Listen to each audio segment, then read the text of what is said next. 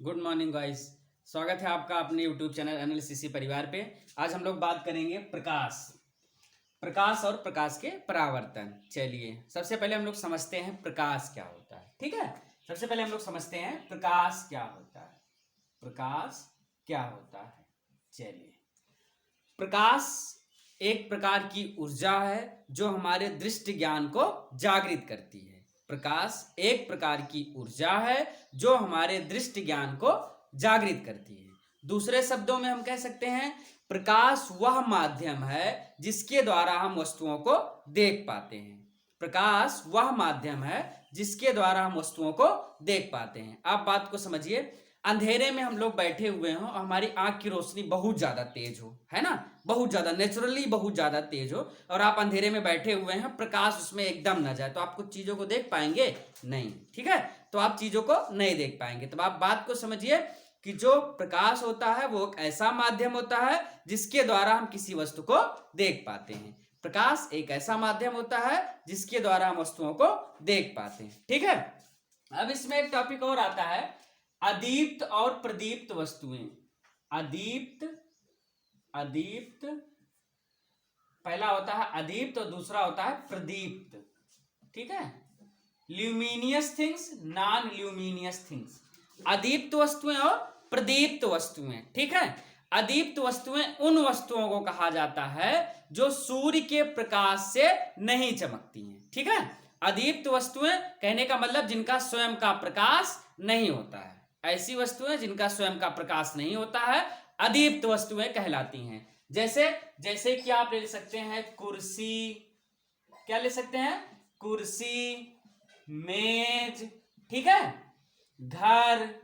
हम और आप लोग, ठीक है, हर कोई, हम लोगों में अपना खुद का प्रकाश होता है नहीं, हम लोग दूसरे के प्रकाश से दिखाई देते हैं। ठीक है, ऐसी वस्तुएं जिनमें खुद का प्रकाश नहीं होता है, ठीक, वो किसी दूसरे के प्रकाश से चमकती हैं, उनको हम कहते हैं अदीप्त वस्तुएं। क्या कहते हैं, अदीप्त वस्तुएं। ठीक है, अदीप्त वस्तुएं। अब ऐसे देखिए प्रदीप्त वस्तुएं क्या होती हैं, ल्यूमिनियस थिंग्स क्या होती हैं, ल्यूमिनियस थिंग्स क्या होती हैं, प्रदीप्त वस्तुएं ऐसी वस्तुएं जो स्वयं के प्रकाश से चमकती हैं, जो कि स्वयं के प्रकाश से चमकती हैं, प्रदीप्त वस्तुएं कहलाती हैं। जैसे कि सूर्य, जैसे कि क्या, सूर्य, ठीक है, जैसे कि तारे, जैसे कि टॉर्च, जैसे कि टॉर्च।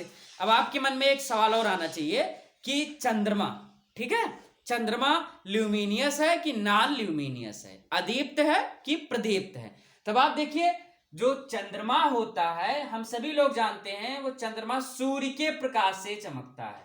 चंद्रमा आपके किसके प्रकाश से चमकता है, सूर्य के प्रकाश से चमकता है, इसलिए वो किसकी श्रेणी में आएगा, अदीप्त की श्रेणी में आएगा। चंद्रमा आपका अदीप्त की श्रेणी में आएगा। ठीक है, वो आपका प्रदीप्त नहीं हो सकता है। तो ये आपका हुआ अदीप्त वस्तुएं और प्रदीप्त वस्तुएं। ठीक है, अब तीसरा टॉपिक आपका क्या आता है, प्रकाश का परावर्तन। ठीक है, इसमें जो मेन हेडिंग आपकी आती है वो आता है प्रकाश का परावर्तन।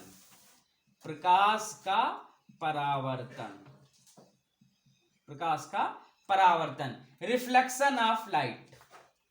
इंग्लिश क्या हो जाएगी, रिफ्लेक्शन, रिफ्लेक्शन ऑफ लाइट।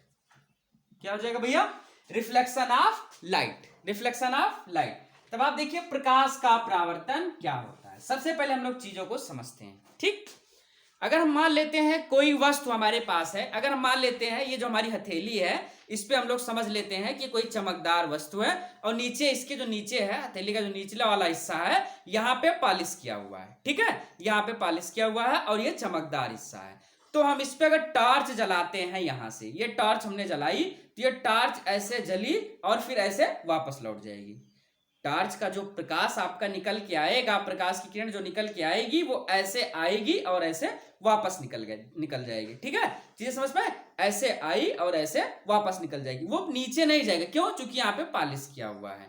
ठीक है, तो प्रकाश की इस तरह की जो घटना होती है हम उसको प्रकाश का परावर्तन कहते हैं। अब आप बात समझिए कि प्रकाश का परावर्तन क्या होता है। जब प्रकाश की किरण जब प्रकाश की किरण किसी चमकदार सतह पे पड़ती है तो वो अपने मार्ग में पुनः वापस लौट जाती है। जब प्रकाश की किरण किसी चमकदार सतह पे पड़ती है तो वो अपने मार्ग में पुनः वापस लौट जाती है। प्रकाश की इस घटना को प्रकाश का परावर्तन कहते हैं। प्रकाश की इस घटना को प्रकाश का परावर्तन कहते हैं। अब बात को समझिए, ठीक है। अब मान लीजिए कि हम लोगों के पास कोई एक चमकदार सतह थी जिसको हम लोगों ने नीचे पॉलिश कर दिया। क्या कर दिया? पॉलिश कर दिया, ठीक है। ऊपरी सतह जो इसकी है वो चमकदार है और निचली सतह को हम लोगों ने पॉलिश कर दिया। ये जो ऊपरी सतह आप देख रहे हो ये चमकदार, ठीक है, ये चमकदार सतह है। अब आप देखिए हम लोग जो है यहां से कोई प्रकाश की किरण इस पे डालते हैं, ठीक। ऐसे प्रकाश की किरण इस पे आई, देखते रहिएगा, ऐसे आपकी प्रकाश की किरण आई और ऐसे वापस लौट गई, ठीक है। ये आपकी वापस लौट गई। ये आपकी प्रकाश की किरण आई और ऐसे आपकी प्रकाश की किरण वापस लौट गई। चीजों को समझते रहिएगा। ऐसे प्रकाश की किरण आई, इस धरातल पे टकराई, इस चमकदार पृष्ठ पे टकराई और टकराने के बाद फिर से पुनः वापस लौट गई, ठीक है। तो ये जो घटना आपकी घट रही है इसी घटना को हम कहते हैं प्रकाश का परावर्तन, रिफ्लेक्शन ऑफ लाइट, ठीक है, रिफ्लेक्शन ऑफ लाइट। जब प्रकाश किसी चमकदार सतह पर पड़ता है तो वो अपने मार्ग में, अपने माध्यम में पुनः वापस लौट जाता है। प्रकाश की इस घटना को प्रकाश का परावर्तन कहते हैं, ठीक है। अब ये किरण आप देखिए, ये किरण यहां से गिर रही है, इस पे गिरी कि नहीं गिरी? जब कोई भी किरण गिर रही है तो उसको हम लोग नाम दे देते हैं आपतित किरण। आपतित किरण, क्या नाम दे देते हैं? आपतित किरण, ठीक है। अब ये किरण यहाँ पे टकराई, फिर यहाँ पे परावर्तन की घटना घटी, रिफ्लेक्शन हुआ, फिर उसके बाद ये वापस लौट गई। अर्थात ये परावर्तन होने के बाद यही किरण का रूप क्या बन गया? परावर्तित किरण। क्या हो गया? परावर्तित किरण। ये आपका हो गया आपतित किरण और ये होगी आपकी परावर्तित किरण। अगर मान लीजिए हम लोग इस पे एक लंब खींच देते हैं, एक इस पे लंब खींच देते हैं, ठीक है, एक लंब हम खींच देते हैं और इस लंब का नाम दे दिया जाता है अभिलंब। क्या दे दिया जाता है? अभिलंब। इस लंब का आपका नाम दे दिया जाता है अभिलंब, ठीक है। तब आप देखिए जो आपका कोण यहां पे बन रहा है, जितने डिग्री का कोण आपका यहां पे बनेगा सेम उतने ही डिग्री का कोण यहां पे बनेगा, ठीक है। क्योंकि ये किरण ऐसे आई और ऐसे वापस लौट गई और ये बीच से इसको समद्विभाजित भी कर रहा है, ठीक। तो ये कोण आपका और ये कोण आपस में बराबर हो जाते हैं। इस कोण को नाम दे दिया जाता है परावर्तन कोण। इस कोण को नाम दे दिया जाता है आपतन कोण। आपतन कोण, इसको नाम दे दिया जाता है परावर्तन कोण। परावर्तन कोण, इसको आई से डिनोट किया जाता है और इसको आर से, इसको स्मॉल आई से और इसको स्मॉल आर से। अब आप देखिए ये कोण आपतित किरण जो है और अभिलंब के बीच में बन रहा है। आपतित किरण और अभिलंब के बीच में बन रहा है, इसलिए इसको नाम दे दिया गया आपतन कोण। आपतन शब्द कहां से मिलकर के बना? आपतित किरण से आपतन शब्द बन गया। और यहाँ पे देखिए अभिलंब और परावर्तित किरण के मध्य जो आपका कोण बन रहा है वो आपका परावर्तन कोण बन रहा है। परावर्तन कोण का मतलब परावर्तन कोण आपका आर बन रहा है। परावर्तन शब्द कहां से निकल गया? आपका शब्द निकल गया परावर्तित किरण से। क्योंकि हम जानते हैं कि जो परावर्तित किरण है और अभिलंब के बीच का जो कोण आपका बन रहा है वो परावर्तन कोण बन रहा है, ठीक है। चीजें समझ में आई? तो फिर से समझिए कि ये एक किरण थी, यहां से आई टकराई और ऐसे वापस लौट गई, इसको नाम दे दिया जाता है आपतित किरण। और जो टकराने के बाद वापस लौटती है उसको नाम दे दिया जाता है परावर्तित किरण। इस पे एक लंब हम लोगों ने खींच दिया और इस लंब को नाम दे दिया जाता है अभिलंब, ठीक है।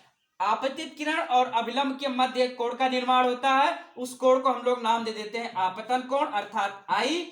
और अभिलंब और परावर्तित किरण के मध्य एक कोण बनता है, उस कोण को हम लोग नाम दे देते हैं परावर्तन कोण या फिर स्मॉल आर, ठीक है। इतनी चीजें समझ में आई? फिर अगला जो टॉपिक आपका आता है वो आता है प्रकाश के परावर्तन के नियम। प्रकाश के परावर्तन के नियम क्या आता है? प्रकाश के परावर्तन के नियम। ठीक है, प्रकाश के परावर्तन के नियम। तो समझिए पहले, प्रकाश के परावर्तन के दो नियम हैं। कितने नियम हैं? दो नियम हैं। ठीक, प्रकाश के परावर्तन के दो नियम हैं। पहला नियम यह कहता है कि आपतित किरण, परावर्तित किरण और अभिलंब, आपतित किरण, परावर्तित किरण और अभिलंब तीनों एक ही तल में होते हैं। अब आप देखिए, आपतित किरण, परावर्तित किरण और अभिलंब तीनों एक ही तल पे तो स्थित है कि नहीं है? तो तीनों एक ही तल में होते हैं। यह आपका पहला नियम कहता है। दूसरा नियम क्या कहता है कि जो आपतन कोण होता है और परावर्तन कोण होता है, अर्थात ये कोण आपका और ये कोण दोनों आपस में बराबर होते हैं। आपतन कोण और परावर्तन कोण आपस में बराबर होते हैं। तो पहला नियम क्या कहता है? आपतित किरण, परावर्तित किरण और अभिलंब तीनों एक ही तल में होते हैं। दूसरा आपका क्या कहता है कि आपतन कोण और परावर्तन कोण आपस में बराबर होते हैं। तो दूसरा नियम का मतलब क्या हुआ? हम यहां पे लिख सकते हैं आपतन कोण इज इक्वल टू परावर्तन कोण। ठीक है, अर्थात कोण आई इज इक्वल टू कोण आर, कोण आई इज इक्वल टू कोण आर। ठीक है, तो फिर से समझ लीजिए कि जो आपका आपतित किरण है, परावर्तित किरण है और अभिलंब है वो तीनों एक ही तल में स्थित होते हैं। ये पहला नियम कहता है। दूसरा नियम आपका कहता है कि आपतन कोण और परावर्तन कोण दोनों आपस में बराबर होते हैं। ये प्रकाश के नियम के दो, जो प्रकाश के परावर्तन का नियम होता है उसके ये दोनों नियम होते हैं। सो गाइस, आशा करते हैं आपको ये वीडियो पसंद आया होगा। अगर आपको ये वीडियो पसंद आया हो तो प्लीज वीडियो को लाइक करें, कमेंट करें और चैनल को सब्सक्राइब करना ना भूलें। अगर आपको साइंस पे और वीडियो चाहिए तो लिंक डिस्क्रिप्शन में दिए गए हैं, वहां जाकर के देख सकते हैं। इस पे हम लोग आगे कल कैरी आउट करेंगे।